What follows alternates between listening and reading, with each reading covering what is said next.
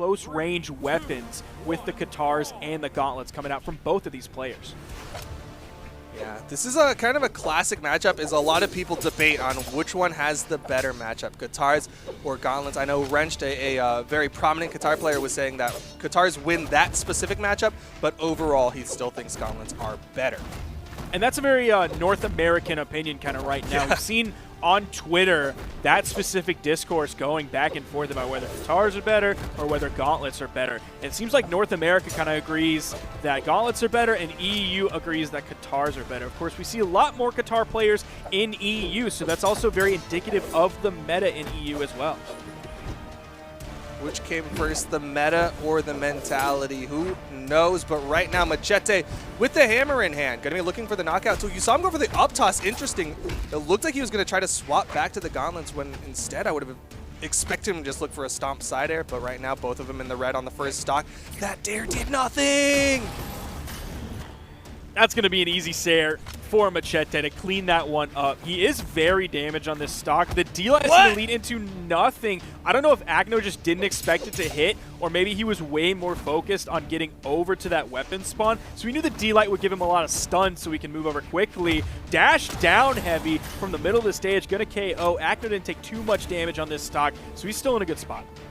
Still some awkward decisions coming out from Aknow. Had that unarmed downlight into nothing, but still, like you said, able to keep this one even. Over to the Katars now, waiting to see how Machete reacts out of those down airs. Again, it's a best of 5, so he's going to be picking at Machete, trying to see how he reacts so he can take advantage of it as this set progresses. Now, the last string we saw Aknow hit, he hit a D-Light, and then there was a spot dodge from Machete that Aknow responded with a D-Light right after that. Ended up hitting, but wasn't able to find anything further past that. Punish opportunity. Machete overreaches with the downlight, does hit the recovery, and the weapon toss is unnecessary just in case.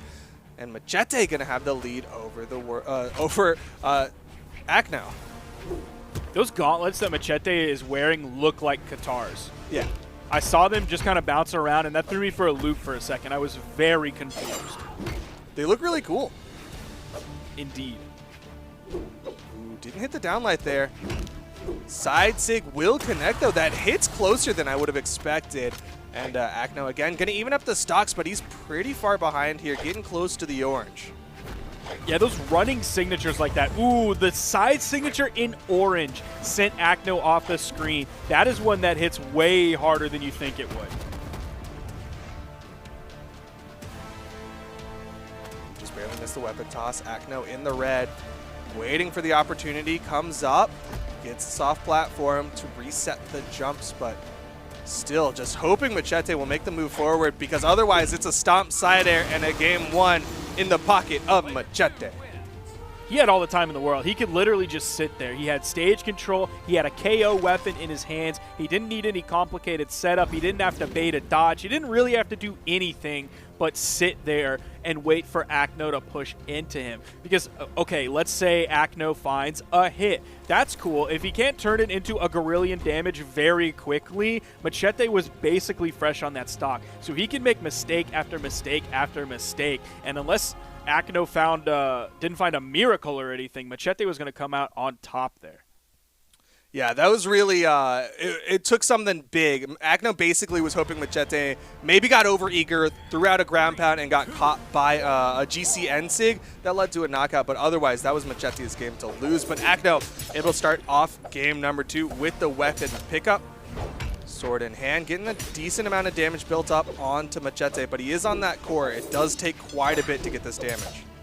Dodges through that in-sig from Aknow. There's the sidelight. Aknow definitely coming out on top here in the beginning of the game, ahead by a full color change. Aknow in yellow, Machete in orange. There's a weapon spot on the field. Machete is not making the move even though he's closer to it. Again, controlling the center of the stage. That seems very important to him. Doesn't spend any time on the side. Immediately goes back over, burning actually all of his options to get back to center stage. He gets punished there by Aknow. Neutral stick coming out. Aknow's way too high to get caught by that. Neutral stick coming out from Aknow. Unfortunately for him, it bounces off the stage. Machete gets sent off screen, but not to his death.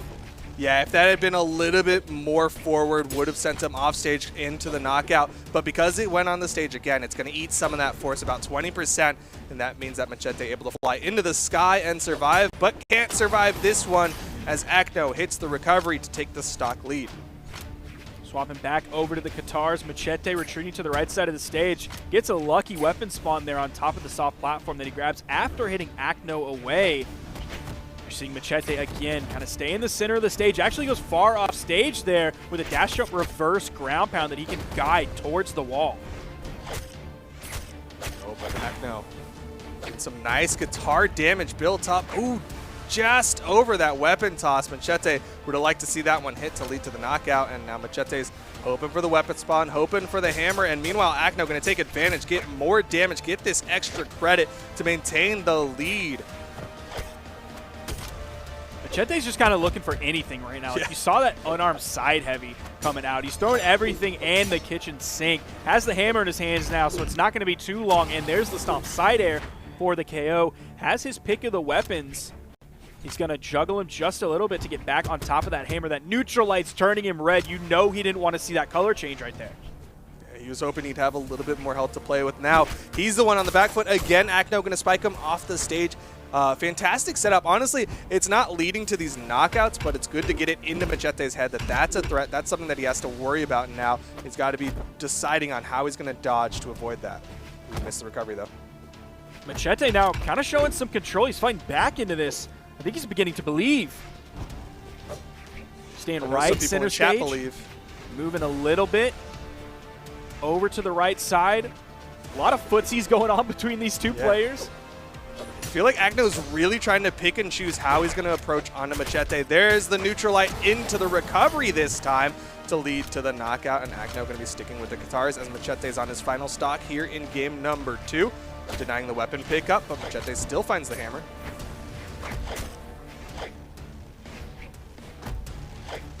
Interrupted on the side air with the D-Light from Aknow. Neutral Light goes for the D-Light afterwards, misses that, but hits the falling Nair on top of Machete. More damage coming out.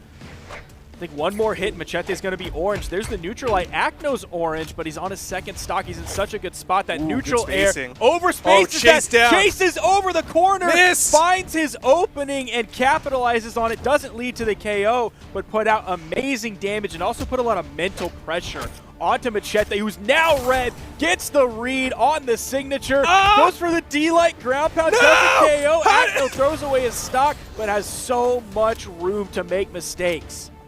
Yeah, he definitely has a lot of health to play with, but unfortunate drops. Missed the ground pound, and then unfortunately just couldn't get back to the stage. It looked like one of those situations where he had the tools to get back, but he thought he was going to touch naturally and was like, all right, I can just float my way back, and unfortunately fell to his death. And now Machete, he sees the crack in the wall. He sees the writing and the opportunity, and he's slowly fighting his way back into game number 2. Went for the side air. Machete just completely forced off the stage. Aknow backing up a little bit, still being careful. Knows Machete can put damage out. Look how far that sends him.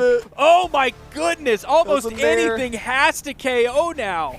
Or at least lead into the KO. The recovery is gonna be the one to take him off the top.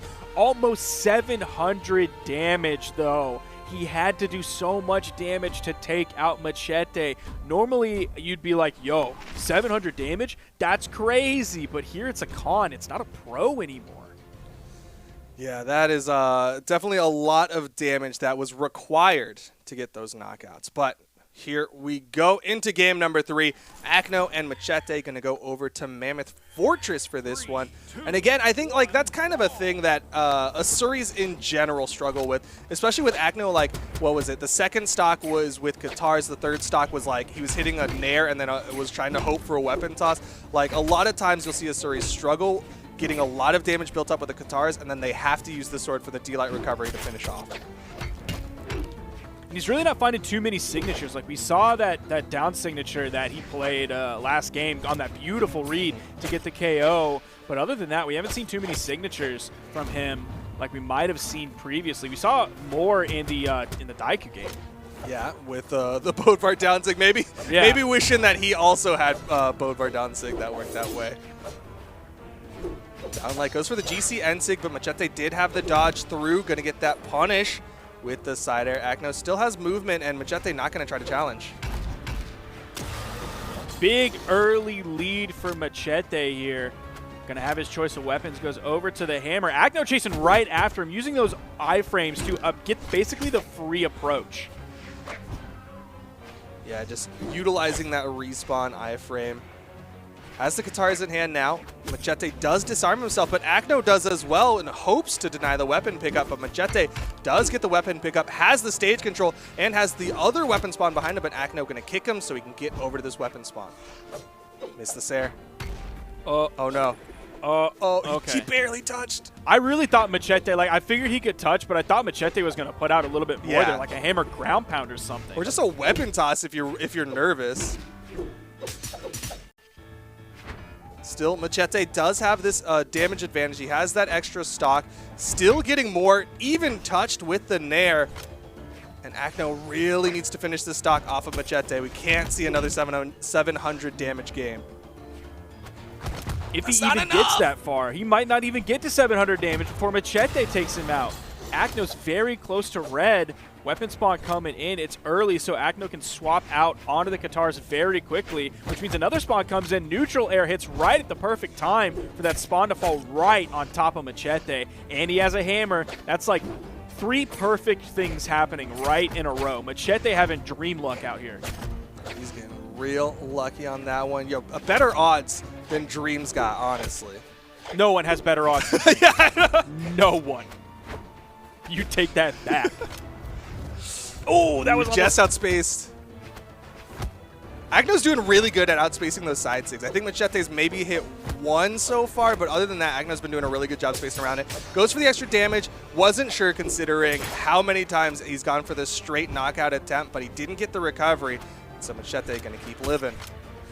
Now, one thing that we've seen from more sword players recently is, one, going for the D-Light Dare recovery, but also going for the D-Light Dare recovery when they don't hit it like how you would perfectly want to hit it true, where they hit you straight down and then into the recovery. Like, they'll hit at the angle on the cone and then hope that their opponent fades back into it. We've seen several players go for that now. We just saw Aknow go for it, and just all of a sudden, not even all of a sudden, just over that second stock, Aknow played that so well. I think that's why he went for the D-Light Dare recovery, is he wanted to take that stock away as quickly as he could to get himself back in the lead.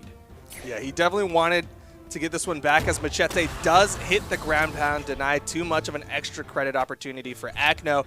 And now we've got both of them down to their final stocks here in game number 3. Machete with a weapon advantage gets the open with the neutralite, but not much else. Ooh, oh, the reset that's huge. Inside of it. That's huge. That is like 100+ damage very quickly added up. Machete's fighting back, now has Aknow in the orange. It is so even between these two. That neutral air turned Machete red. It also denied that ground pound. You saw Machete starting to dip down. There's the scoop up, which denies the weapon from Aknow, disarms him. And now there's no weapon spawn on the field. Aknow's next weapon is going to be a Katar. He goes for the downlight side air and doesn't even hit the side air. This is looking tough for Aknow. No weapon as he goes for a slide charge down heavy. Why would you commit to that? He wanted the big play, man. He went for the big play as the KO option there, and it just really, it really didn't help. Don't really know what he was looking for, but at the end of last game, not the one that just happened, but the one right before that, I looked at the score and it was like 1-1, and I got confused for a second. I didn't trust the overlay, which I should have trusted, because it felt like we had been in this set for ages. I don't have the timer enabled on my game because those are the settings I use for when I play ranked, but looking at that game time-wise, that was a 4-minute and 20-second game. I'm assuming the one right before that was just as long as well. So these sets, these games between Aknow and Machete are brutally long. I would not want to be playing these long, grueling sets as either of these players. Yeah, I mean, it can be a mental strain, especially here in a tournament setting. Like, you are firing on all cylinders. You have got to be thinking about everything that's happening. And as these sets progress, it can really take a mental toll. I think Egg Soup talked about it in one of his YouTube videos about just like the actual energy usage to keep your brain active during a game.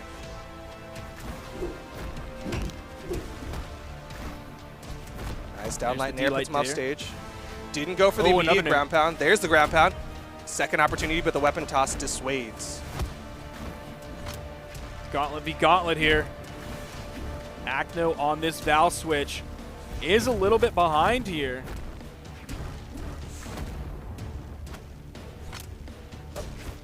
Ooh, outspaced the side heavy. The footsies Val with a little bit more movement speed will help with that footsies and then gets the recovery. Aknow with the tiniest stock advantage. If Machete gets the hammer, that could be the stock.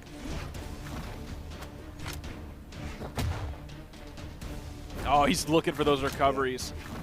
Then the weapon spawn came in, has a hammer, went for the reverse dare, didn't really like fast fall it, perk a pivot it right over that corner. Neutral light, not quite enough. If he was more left, could have been the knockout, but because he was so far right on the stage, didn't quite get it. And now Aknow finding the hits, finding the reads, getting this damage built up onto Machete. A lot of in-air economy has been burned by Aknow, and that was worrying me quite a bit. Has Machete in the orange, though neutral light is going to be the KO option. Machete definitely behind in this game. Going to swap back to the hammer as the gauntlets hit the ground. Aknow sees the opportunity to rotate over to the left, pick up those sword, and now gets the neutral signature, taking some pages out of Pavelski's playbook. Down light, nair, off stage, no weapon for Machete, and the side air gives Aknow a full stock lead over Machete in game number 4. Aknow needs this big lead here to bring himself back in this set. He's down 1-2 against Machete. A little bit of a clash out there. Not going to be a problem, though. Aknow, he's hovering over on the edge before he makes his move back to the middle of the stage. Yeah, he's perfectly fine sitting on these walls, waiting a little bit as Machete just sits on the corner. Machete gonna make the swap over to the gauntlets. Still getting a slight lead in the damage, except for the fact that he's a stock behind. Oh man, that was so close to being stage. over the edge. All core players just cried out. The unified cries of rocks around the world, but Aknow takes full advantage of the fact that he still gets more health on this stock. Neutral sig not going to connect this time. Aknow with a nice dare punish on top of it. Goes for the neutral sig again. Dare, and that is going to be it. Aknow takes it to game number 5, 2-2. Aknow on the Val. Looking like the good switch here. Almost put out 200 more damage than Machete did, but it's 548, so it's not a big scary number like 695. So he's consistent on his kill options. He's finding them when he needs to, and he's making Machete second guess the core. It will still have the gauntlets, the carryover from the core. And this is something that I think longtime Machete fans or longtime viewers will remember is a prominent pick of Machete. It's something that was very, very good and very, very effective. So it'll be interesting to see what they can do with the Scythe, because even earlier today, we saw Heisen make the swap over to the Mordex, and we saw the Scythe just come alive. We'll see if Machete can do the same. He's starting off early, sending Aknow over on the right side off the stage. Going to have weapon control, total weapon control. Not sure if he wanted to pick those gauntlets back up or whether he dashed back to pick up the Scythe that he just tossed over at Aknow. Definitely getting a good lead here, punishing a lot of landings of Aknow and controlling the airspace as well. Scythe opening up very well here. It took Aknow 20 seconds to pick up a weapon as well. So Machete doing a really good job. That's that control that Scythe gives you. It's just that ability to put your opponent in positions. Oh, he was really close to hitting that recovery after the nair. Aknow over on the wall, Machete on the corner, not being too close to where Aknow can find an easy hit or anything. Aknow back in the center of the stage, Machete over on the right, again playing around that weapon spawn where before center stage kind of seemed to be a spot. But still, lots of good damage being built up, and Machete, one more neutral light could potentially be the stock, or just a recovery just enough into the corner, and Aknow going to go down to his second stock in game number 5. Very real possibility of Machete going into the winner's final, guaranteeing a top 3 finish. That would be something. Acno going down into the loser's bracket this early, though it's really not that early, but still, this early for Acno would be a surprise here in the Winter Championship 2021. Yeah, definitely, again, this is the top seed of the tournament. Aknow going in against Machete, someone okay. It's really coming alive. Neutral Sig will get the stock evener, but Aknow again on the back foot. You saw him hit all those moves, bing, bang, boom, and then he took the juicer. Aknow has a real chance to come back here. There's the neutral air from Aknow. Machete does have the scythe again. Very scary if you're Aknow, who is behind right now. Good juggles. This is one of those tough spots, again, like when you're above your opponent, especially an opponent with high movement speed, like it can be hard to land sometimes. Oh man, that was so close. I guess Aknow dodged through the frames of that would have come over his hurt box. Gets the recovery. Machete with a very solid lead now. Heading into Aknow's final stock, we have a Game 5 situation, and it might be over if Machete continues all of this scythe pressure onto Aknow. Aknow got close to the weapon. Machete grabbed him and threw him away. This could be that winner's bracket stock. Machete keeping it going. Into the weapon toss, just extra damage. Borderline guaranteeing this one. Aknow needs something big. Caught the spot dodge with the gravity cancel sidelight, and now eyes on Aknow. He has the weapon advantage. Gonna juggle for a minute to delay the next spawn, but Machete just needs 2 good reads, and it could be the knockout. You saw that sidelight come in from Aknow right as that weapon spawned, and I cringed because I don't know if you wanted to commit that hard, but he's committing to this gauntlet string, bringing it back. I believe he's in the lead. He's got the lead. Had it. Yo! Weapon toss for no, weapon toss. The weapon. Oh, the weapon advantage here is so big, but he throws it away. Now Machete has the weapon advantage. What is happening in this game? He misses the recovery. Downlight side air. And the weapon toss, Aknow wins it in a nail-biter finish. 1 damage difference, and Aknow goes into the winner's final. Woo! That was incredibly close at the end there. In the Game 5 situation, the Mordex switch from Machete was fantastic. The Val switch from Aknow was also fantastic. Both players showing major character swaps. Both players showing some great Brawlhalla. That was insane. I mean, like... It's so unfortunate. This is a position that happens time and time again, is when you look in the history books, you'll see Aknow in the winner's final. You'll see him